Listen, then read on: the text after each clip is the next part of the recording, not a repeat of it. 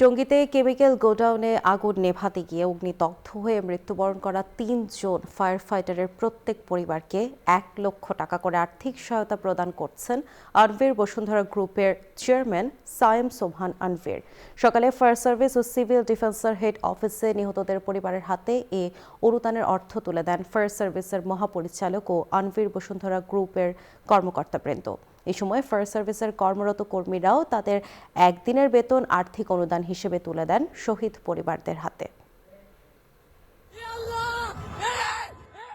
গত ২২ September Gazipur city কর্পোরেশনের টঙ্গীর সাহারা মার্কেট এলাকায় একটি কেমিক্যাল গোডাউনে আগুনের ঘটনা ঘটে। এ সময় আগুন নেভাতে গিয়ে নিহত হন ফায়ার সার্ভিসের ৩ সদস্য। এবার নিহতদের পরিবারের পাশে এসে দাঁড়ালো Anvir Bashundhara group ABG. Fire service ও সিভিল ডিফেন্সের হেড অফিসে শহীদ পরিবারের হাতে অনুদানের অর্থ তুলে দেন ফায়ার সার্ভিসের মহাপরিচালক ব্রিগেডিয়ার জেনারেল মোহাম্মদ জায়েদ কামাল ও আনভির বসুন্ধরা গ্রুপ এবিজি এর মহাব্যবস্থাপক কেন্দ্রীয় প্রশাসন বিভাগ লেফটেন্যান্ট কর্নেল অবসরপ্রাপ্ত সৈয়দ জামিল আহসান। এ সময় ফায়ার সার্ভিসের মহাপরিচালক আনভির বসুন্ধরা গ্রুপ এবিজি এর এমন সহায়তার জন্য ধন্যবাদ জানান। তারা সবসময় অনুভব করতে পারে যে আমি অপারেশনাল কাজ করতে গিয়ে যদি কোনো ক্ষতিগ্রস্ত হইও আমার ঊর্ধ্বতন কর্মকর্তা যারা আছেন বা আমার সহকর্মী যারা আছেন তারা আমার পাশে থাকবেন। সামাজিক দায়বদ্ধতার জায়গা থেকে আমাদের এখানে যে আনভির বসুন্ধরা গ্রুপ থেকে আমাদেরকে সহযোগিতার হাত বাড়িয়ে দেওয়া হয়েছে, সেজন্য আমি আন্তরিক ধন্যবাদ জানাচ্ছি।